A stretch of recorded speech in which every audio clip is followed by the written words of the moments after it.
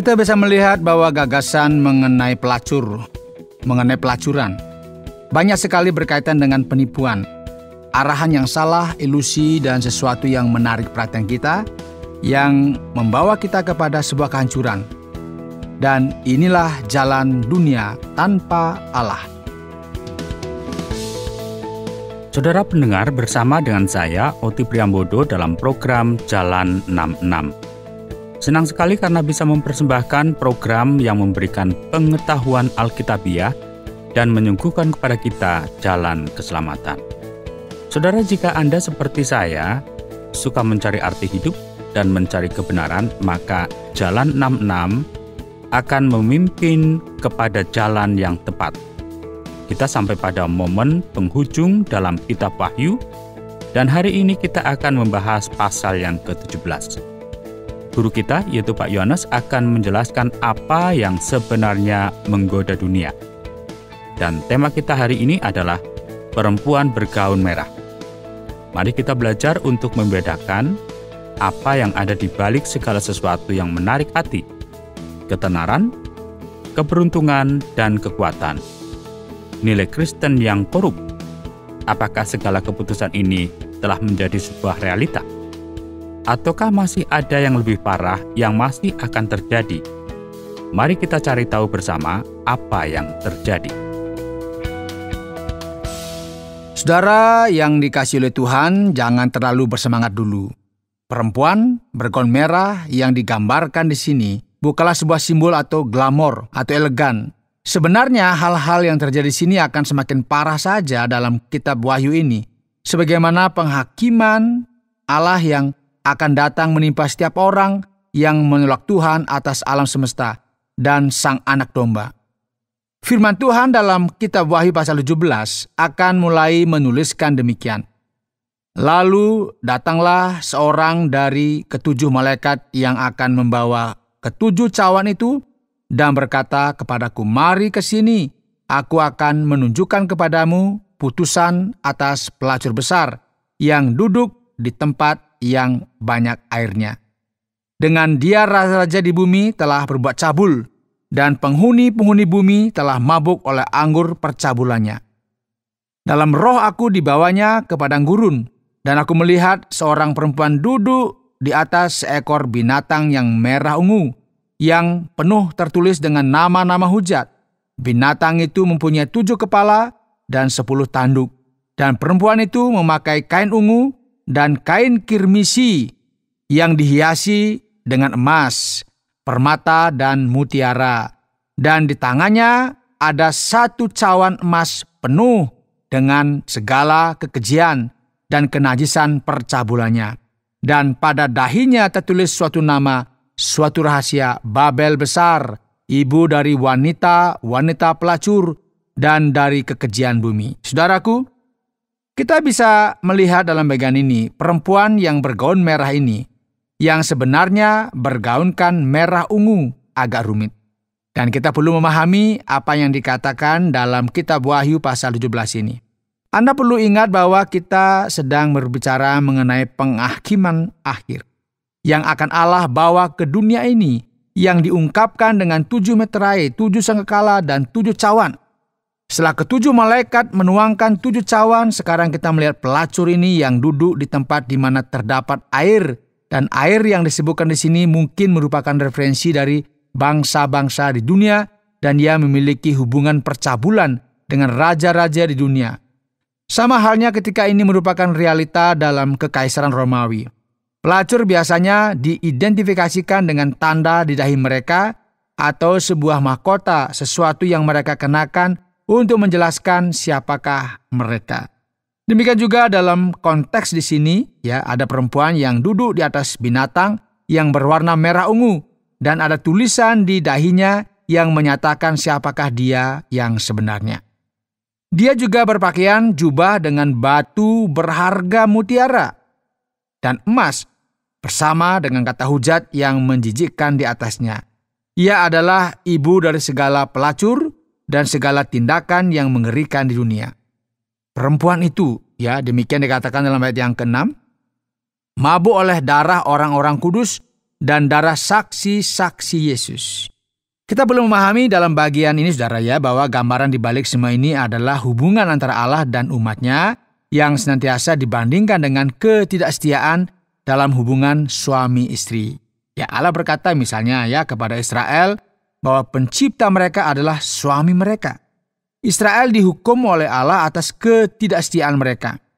Gereja adalah pengantin perempuan yang suci, tak bernoda, mempelai perempuan Kristus. Dan di sini pelacur perempuan jalang ini, Babylon itu sendiri, direpresentasikan dengan perempuan dengan pakaian merah atau berpakaian merah dan ungu, dan ia adalah simbol dari yang jahat atau yang melawan Allah, dan ia merepresentasikan semua kekaisaran yang menentang Allah di dunia ini.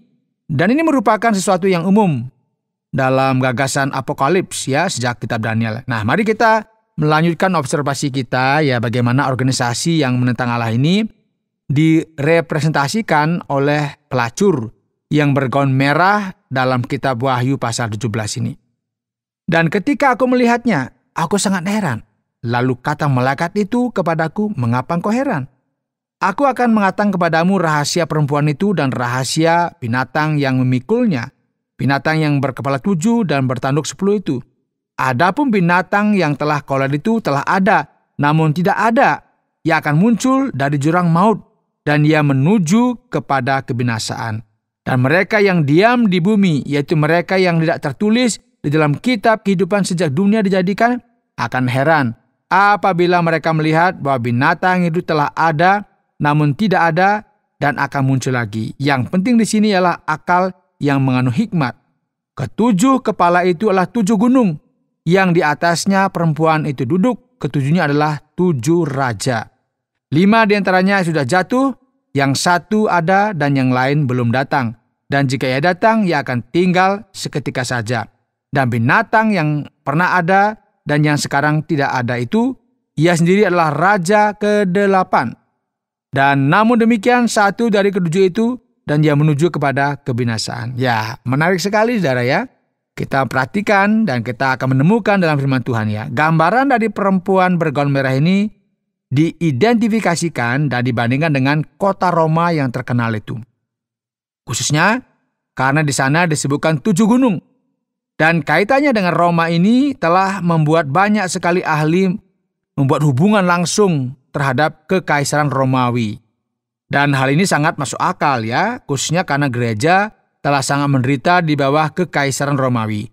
Jadi ada rangkaian kaisar yang berkaitan dengan kuasa yang dinyatakan di sini. Nah, di sini juga kita melihat 7 raja ya, dan ada beberapa orang yang berpikir bahwa raja-raja ini mungkin ya direpresentasikan oleh gubernur kekaisaran Romawi pada waktu itu. Setelah ini firman Tuhan akan menyebutkan 10 tanduk yang merupakan 10 raja yang belum menerima kerajaan, namun yang akan menerima otoritas bersama dengan binatang itu. Banyak ahli mengkaitkan hal ini dengan Kaisar Agustus, Tiberius, Caligula, Claudius, ya, Nero, Galba, Otto, Vitellius, Vespasian, Titus, dan Domitian sebagai 10 tanduk yang direpresentasikan di bagian ini. Nah, namun demikian saudara, meskipun kuasa anti Allah dalam kitab Wahyu ini berhubungan dengan ya Roma, namun jauh di dalam ya kita akan melihat bahwa dalam kitab Wahyu dikatakan kuasa anti Allah diidentifikasikan sebagai Babylon. Inilah mengapa penting sekali bagi kita memperhatikan firman Tuhan, supaya kita enggak membuat kesalahan ya, atau mulai menerjemahkan atau menafsirkan Wahyu dengan sangat literal. Kebenarannya adalah bahwa baik Roma dan Babylon direpresentasikan sebagai kuasa politik dan religius yang bangkit melawan Allah dan yang akan dinyatakan dengan lebih intensif di zaman akhir. Nah, di sini firman Tuhan ya dikatakan bahwa akan ada 8 raja yang bangkit. 1 yang akan membawa kehancuran. Jelas sekali ya digarisbawahi. Banyak orang membuat referensi spesifik di sini dan berpikir bahwa ini bisa merupakan antikristus itu sendiri. Tujuan dari raja-raja ini adalah untuk apa? Memberikan kuasa dan otoritas kepada binatang buas itu. Mereka akan berperang melawan anak domba, tetapi anak domba akan mengalahkan mereka karena ia adalah tuan di atas segala tuan dan raja di atas segala raja. Mereka bersama-sama dengan Dia juga akan menang, yaitu mereka yang terpanggil, yang telah dipilih, dan yang setia. Ya, yang menyatakan di sini sebuah peperangan anti-Kristus dan segala kuasa anti Allah yang akan bangkit, saudara. Menarik sekali kita memperhatikan di sini karena semuanya cukup rumit sebenarnya ya, berbicara mengenai kekaisaran Romawi dan juga masa depan yang masih akan datang. Sangat mungkin bahwa fokus utama di sini adalah pada kedua kenyataan. Karena kuasa anti Allah ini dimanifestasikan melalui Babilonia dalam zaman Daniel, yang dimanifestasikan dalam figur Roma, yang juga dimanifestasikan di masa yang akan datang. Ya, mungkin sekali bahwa ke-10 tanduk ini memiliki referensi kuasa yang lebih nyata di dunia di masa yang akan datang, sebagaimana yang sering terjadi dalam nubuatan Alkitabiah yang digenapi dan lebih dari satu kesempatan. Lalu ini malaikat berkata kepadaku, demikian dikatakan ayat 15 ya, semua air yang telah kau lihat, di mana wanita pelacur itu duduk, adalah bangsa-bangsa dan rakyat banyak dan kaum dan bahasa. Sebagaimana yang telah kita sebutkan sebelumnya, firman Tuhan menekankan dalam bagian ini sebuah realita terkait dengan bangsa-bangsa yang ada di bawah kuasanya, di bawah pengaruh pelacur, perempuan bergaun merah dalam kitab Wahyu pasal 17 ini. Dan ke-10 tanduk yang telah kau lihat itu serta binatang itu akan membenci pelacur itu, dan mereka akan membuat dia menjadi sunyi dan telanjang, dan mereka akan memakan dagingnya dan membakarnya dengan api. Sebab Allah telah menerangi hati mereka untuk melakukan kehendaknya dengan seia sekata dan untuk memberikan pemerintah mereka kepada binatang itu, sampai segala firman Allah telah digenapi. Oleh karena itu kita akan melihat di sini bahwa kekaisaran pelacur sebagaimana yang bisa kita lihat di sini akan menderita oleh karena raja-raja itu menjadikannya sunyi. Dan akhirnya saudara, kitab Wahyu akan memberikan penjelasan yang paling terang di sini. Dan perempuan yang telah kau lihat itu adalah kota besar yang memerintah atas raja-raja di bumi. Kota tersebut dihancurkan oleh orang-orang yang terlibat di dalamnya. Menarik sekali bagi kita memperhatikan bahwa kitab Wahyu akan memberikan gagasan akan sebuah kota. Gagasan dari sebuah kota bukanlah sesuatu yang baru, saudara ya. Pertama kali gagasan ini muncul dalam kitab Kejadian pasal 4. Pertama kali sebuah kota dibangun yang adalah kota anti Allah. Dan hal ini ditunjukkan dalam cerita Kain dan masyarakat yang membangun kota. Setelah ini skenario anti Allah ini semakin parah saja dengan munculnya Babel. Dan setelah itu kita akan melihat sebuah kota lain yang ditandai dengan kekejaman dan kebencian.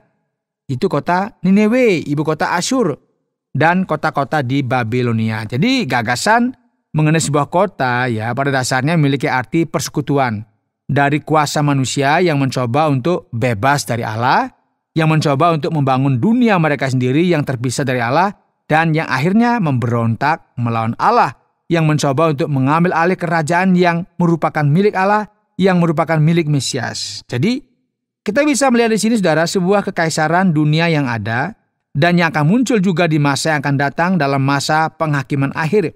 Ketika penghakiman Allah menimpa kekaisaran tersebut, dan hal ini sebenarnya merupakan tema dalam pasal selanjutnya dari kitab Wahyu. Saudaraku, mari kita memperhatikan, merenungkan, karena semua ini semakin rumit saja. Jadi berhati-hatilah, karena perempuan bergaun merah itu akan datang. Anda sedang mendengarkan Jalan 66 dalam rangkaian pembahasan Kitab Wahyu pasal yang ke-17 yang telah dijelaskan oleh Pak Yohanes dengan tema Perempuan Bergaun Merah. Terima kasih karena Anda setia untuk mengikuti pelajaran kami dalam Kitab Wahyu pasal yang ke-17. Anda telah mendengarkan segala sesuatu yang Pak Yohanes sudah sampaikan pada bagian ini. Jadi Pak Yohanes, pertanyaannya adalah mengenai pelacur yang berkaitan dengan kota ini. Kota apakah ini Pak Yon? Tadi disebutkan kota Roma, Babylon, dan ada beberapa ahli yang menyebutkan Yerusalem. Bagaimana kita seharusnya untuk memahami bagian ini Pak? Baik Pak Oti ya, pertama-tama kita perlu memperhatikan dengan teliti karena memahami kitab Wahyu nggak mudah. Khususnya pasal ini menjadi bahan penafsiran yang berbeda. Ada orang-orang yang berusaha untuk mengkaitkan hal ini secara lebih literal dengan masa lampau, misalnya ya, mengapa Roma yang diperhatikan di sini. Karena Roma ini kan sebagaimana yang kita ketahui bersama dan firman Tuhan juga membuat hal ini menjadi jelas ya, berbicara mengenai 7 gunung. Dan bahwa Roma memiliki kekuatan yang luar biasa yang menekan, dan kota Roma itu sendiri merupakan pusat dari kekaisaran Romawi. Dan ada hubungan yang dibuat dalam bagian ini. Dan sekarang firman Tuhan juga secara literal menyebut pelacur ini, Babel. Dan kitab Wahyu ini sebagaimana yang kita semua ketahui dan kita bisa melihat kota Sodom disebutkan. Dikatakan juga bahwa ini adalah kota di mana Tuhan kita telah disalib. Jadi inilah mengapa sebagaimana yang Anda sebutkan tadi, tentu akan ada orang-orang yang berpikir tentang Yerusalem di sini. Dan pelacur ini, perempuan yang bergaun merah ini merah ungu, dan kita tidak perlu khawatir ya, karena jika ini bukanlah sebuah referensi warna bendera tertentu. Jadi jelas sekali ini tidak berkaitan langsung dengan realita yang ada di sini. Namun masalahnya adalah ada banyak orang yang melihat bagian ini dan mulai menerjemahkan hal ini dan melebih-lebihkannya secara literal, yang mencoba untuk mengidentifikasikan hal-hal yang bersifat spesifik. Mungkin sekali bahwa Wahyu berbicara mengenai kuasa dunia di sini. Dan Babilonia adalah simbol atas kuasa anti Allah yang menekan, yang dimanifestasikan di Babylon, di kekaisaran Romawi secara menyeluruh, dan yang suatu hari nanti juga akan dimanifestasikan di dunia ini. Jadi kota yang ada di sini hanyalah sebuah simbol dari elemen anti Allah. Kita nggak boleh mencoba mencari kota yang spesifik ya untuk mengidentifikasikan hal ini atau untuk menunjuk dengan tangan kita. Namun sebaliknya ya, kita perlu memahami identifikasi di balik semua ini. Pada pasal ini sepertinya sedikit memusingkan Pak Yohanes. Ada perempuan ini dan juga ada binatang memiliki kepala 7 dan 10 tanduk. Apakah ini semua merupakan hal-hal yang sama? Apakah semuanya ini berkaitan, Pak Yohanes? Dan sebagaimana yang kita sebutkan sebelumnya, ini merupakan sesuatu yang sulit ya. Perempuan ini jelas sekali diidentifikasikan dengan kota, sebagaimana yang kita bisa lihat sebagai simbol kuasa anti Allah. Sepertinya gagasan dari binatang yang berkepala 7 dan bertanduk 10 ini, yaitu bahwa semua elemen-elemen ini berkaitan dengan deskripsi detail di balik semua ini. Nah, menarik sekali, dan kita akan memperhatikan misalnya ya, bahwa kuasa yang melawan umat Allah di sini yang berjuang melawan mereka. Sepertinya mereka menang, namun kemudian mereka dikalahkan. Dan ini mengakibatkan timbulnya pencobaan di sini. Bagi setiap orang yang ada dalam keadaan kitab Wahyu, pencobaan ini adalah sebuah realita. Namun Allah bersama dengan Kristus akan menang. Nah, biasanya para penerjemah yang memiliki pandangan lebih kepada pre-milenialis memahami bahwa sebagian besar ini mendeskripsikan periode waktu dari masa pencobaan besar di masa yang akan datang. Namun hal ini bisa memusingkan ya, karena gagasan 7 kepala itu ya, gagasan dari angka 7 ini sendiri merupakan sesuatu yang komplit. Jadi ini harus menjadi gambaran dari kekaisaran Romawi secara menyeluruh dan bukan sebagai 7 individu. Dan tanduk di sini adalah lambang dari kuasa. 10 tanduk bisa menjadi referensi kuasa, sebagaimana yang kita sebutkan sebelumnya dalam kekaisaran Romawi dalam kesempatan tersebut. Namun kebenarannya harus kita pahami bahwa mungkin tanduk-tanduk ini nggak memiliki referensi secara literal. Ada orang-orang misalnya ya yang percaya bahwa tanduk ini adalah simbol dari kekuatan yang ada di dunia ini, yang pada dasarnya mengulangi apa yang telah dilakukan di masa lampau. Ini hanya sebuah kemungkinan saja, atau ini bisa berarti satu kuasa yang lengkap yang melawan Allah. Jadi kita bisa berkata bahwa perempuan tersebut adalah kota ini. Pelacur ini melambangkan kuasa dunia, dan binatang dengan banyak kepala dan tanduk ini adalah spesifikasinya. Ya nggak mungkin bagi kita lebih spesifik di sini ya. Khususnya karena raja-raja ini akhirnya menghancurkan perempuan ini yang memberikan kepada kita sebuah gagasan bahwa kejahatannya sangatlah mengerikan, yang bahkan memiliki kemampuan untuk menghancurkan dirinya sendiri. Mencoba untuk mengidentifikasikan setiap bagian yang ada di sini tanpa banyak informasi dan yang hanya akan memimpin kita dalam sebuah labirin yang memusingkan untuk memahami gagasan utama dari pasal ini. Baiklah, sekarang kita coba untuk melihat apa hubungan dari kitab Wahyu pasal yang ke-17 dengan penglihatan dan nubuatan kitab Daniel. Apakah memang kedua kitab ini berkaitan, Pak Yones? Tepatnya iya, karena kitab Daniel atau sebagaimana yang kita bisa sebut kitab Daniel jelas sekali merupakan sebuah kitab apokalips. Dan penting sekali bagi kita menggarisbawahi bahwa apokalips adalah sebuah gaya penulisan literatur yang dimulai di masa lampau dalam perjanjian lama yang kita juga bisa lihat di zaman perjanjian baru. Dengan gaya penulisan yang sama, penglihatan yang dialami oleh Daniel, baik itu penglihatan dari 4 binatang dan penglihatan atas patung yang luar biasa yang dibagi dalam 4 bagian, yang diakhiri nubuatan apokalips akan kekaisaran Romawi, dan semua ini berkaitan dengan apa yang bisa kita lihat di sini. Ya, Daniel setelah ini menggambarkan penampakan dari banyak tanduk. Tanduk yang luar biasa yang digambarkan misalnya dalam bagian akhir kitab Daniel ini dan dikaitkan dengan Epifanius pada masa lampau yang memiliki gagasan utama dengan apa yang kita lihat di sini. Dengan kuasa yang ingin merdeka, yang memberontak melawan Allah, mencoba untuk mengambil alih tempat Allah sebagai raja. Jauh di lubuk hati, di balik semua ini ada sebuah teologi yang kita katakan sebagai kerajaan yang dimulai sejak perjanjian dengan Daud. Ketika kita melihat kerajaan yang merupakan milik Allah dan milik Kristus dan bangsa-bangsa yang tidak mengenal Allah, yang ingin berkuasa atas Allah. Kita akan melihat hal ini di dalam perjanjian baru, di dalam kitab Wahyu, dan mereka ini dipengaruhi oleh setan yang ingin memerintah namun yang tidak memiliki hak sama sekali. Aneh ya? Jadi mempelajari hubungan antara Daniel dan kitab Wahyu sangat disarankan. Dan sekarang bagaimana firman Tuhan berkata bahwa binatang itu dahulu pernah dan sekarang tidak. Namun yang masih akan datang kepada Anda, seperti dalam ayat yang ke-8. Bagaimana kita bisa memahami bagian ini, Pak Yohanes? Ya, ini merupakan sesuatu yang rumit, Pak Oti, khususnya ketika kita memperhatikan hal-hal dari sudut pandang kronologis yang eksklusif. Mungkin sekali bahwa dalam konteks ini ada sebuah hubungan langsung dengan kekuatan Romawi. Namun demikian, kita perlu untuk terus mengingat bahwa di sini sebuah cara pikir yang bersifat alkitabiah yang ada di balik penulisan atau literatur semacam ini, yang berbicara tentang akhir zaman, dan pada dasarnya hal ini didasarkan pada gagasan yang kita katakan bahwa kuasa dan bagaimana nubuatan digenapi, semua ini merupakan sebuah pengantar realita yang akan terjadi.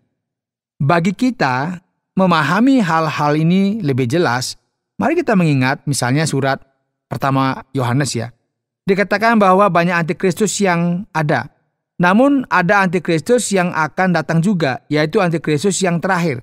Nah, kita bisa melihat peringatan Paulus juga ya, kepada Timotius mengenai perempuan yang penuh dengan hawa nafsu jahat, yang penuh dengan dosa, dan yang juga disebut sebagai perempuan yang mudah dipedaya. Ia berbicara mengenai sesuatu yang berkaitan dengan akhir zaman. Namun dia berkata, lihatlah orang-orang ini sekarang bertindak seperti ini. Ya, jadi kuasa dari binatang ini, kuasa dari Roma, kuasa Babylon, kuasa yang pada akhirnya akan menjadi sebuah politik religius. Sudah ada dan akan tetap ada, dan oleh karena itu, ini merupakan sesuatu yang lebih dari sekedar identifikasi kronologi. Demikian, Pak Oti. Jadi sekarang, untuk menutup sesi kita hari ini, apakah kita bisa katakan bahwa kebanyakan dari hal ini dituliskan dalam pasal yang ke-17 sudah digenapi dalam masa Roma? Atau apakah ini merupakan sesuatu yang masih akan datang di masa depan? Ketika perempuan berjubah merah datang. Iya, Pak Oti, mungkin ada seseorang yang akhirnya akan bertemu dengan perempuan berbaju merah ini dan ingin berdansa dengannya, namun ini akan ngeri sekali. Apa yang akan kita lihat di luar sana? Ada perbedaan pendapat dalam eskatologi dalam bagian ini. Ada orang-orang yang berkata semua yang ada di sini telah terjadi di masa lampau, dan tidak segala sesuatu yang di sini adalah mengenai apa yang akan terjadi di masa depan. Ada ketidaksepahaman yang luar biasa dalam bagian ini, dan orang-orang membagikannya dalam 2 bagian, yaitu bahwa ini semua telah terjadi dan akan terjadi. Nah, mungkin sekali bahwa bagian ini memiliki dua sisi di dalamnya. Atau dengan kata lain bahwa ini berbicara mengenai realita dari masa Roma yang telah terjadi, atau setidaknya sebagian besar dari hal tersebut, dan juga pemberitahuan akan apa yang akan terjadi di masa yang akan datang. Nah, ini adalah gagasan dari kerajaan yang akan datang. Jadi, ada sebuah ketegangan antara apa yang telah terjadi dan apa yang masih akan terjadi. Oleh sebab itu, bagian ini juga berbicara mengenai masa depan. Ada pendapat yang mengatakan bahwa ini merupakan 10 negara dari Eropa. Pernah ingat ya? Ada lain yang berpendapat mengenai hal yang lainnya. Nah, sepertinya bahwa angka-angka ini merupakan angka-angka yang literal. Bahwa akan ada 10 kuasa di dunia ini yang akan bersatu untuk melawan Allah, melawan Kristus, ya, dan apa yang telah terjadi masih akan terjadi. Masa depan akan sama dengan apa yang telah terjadi di masa lampau. Dan selanjutnya mari kita coba untuk beranjak kepada bagian kesimpulan dari semua yang sudah disampaikan ini. Saudara, hari ini dalam program Jalan 66 ya, kita telah mempelajari kitab Wahyu pasal 17. Saudaraku, tema kita hari ini adalah perempuan bergaun merah. Anda telah melihat di sini gambaran yang aneh mengenai pelacur yang berpakaian merah ungu yang muncul dengan menaiki binatang berkepala 7 dan bertanduk 10. Tentu ini merupakan sesuatu yang sangat aneh. Namun demikian, bagian dalam Alkitab ini merupakan sesuatu yang sangat praktis dan memberikan kita banyak tuntunan. Kita bisa melihat di sini bahwa gagasan mengenai pelacuran banyak sekali berkaitan dengan penipuan, arahan yang salah, ilusi, dan sesuatu yang menarik perhatian kita, yang membawa kita kepada sebuah kehancuran. Dan inilah jalan dunia tanpa Allah. Oleh sebab itu, mari kita memperhatikan hal ini bersama-sama, saudaraku. Berbaliklah kepada Allah ketika masih ada waktu. Sebelum ilusi dari pelacuran besar ini, kita perlu memperhatikan dengan seksama. Jika kita tidak berhati-hati, maka Anda akhirnya akan tertipu. Saudara pendengar, karena waktu yang tidak memungkinkan, kita akhiri program Jalan 66 kali ini. Kami menantikan Anda untuk tetap mengikuti pelajaran berikut dalam lanjutan pembelajaran Alkitab yang memberikan pelajaran menyeluruh tentang firman Tuhan. Jika Anda memiliki pertanyaan atau berespon terhadap topik berhubungan dengan program ini, silakan menyampaikan melalui WhatsApp ke nomor 081 333 777 386. Terima kasih atas perhatian Anda.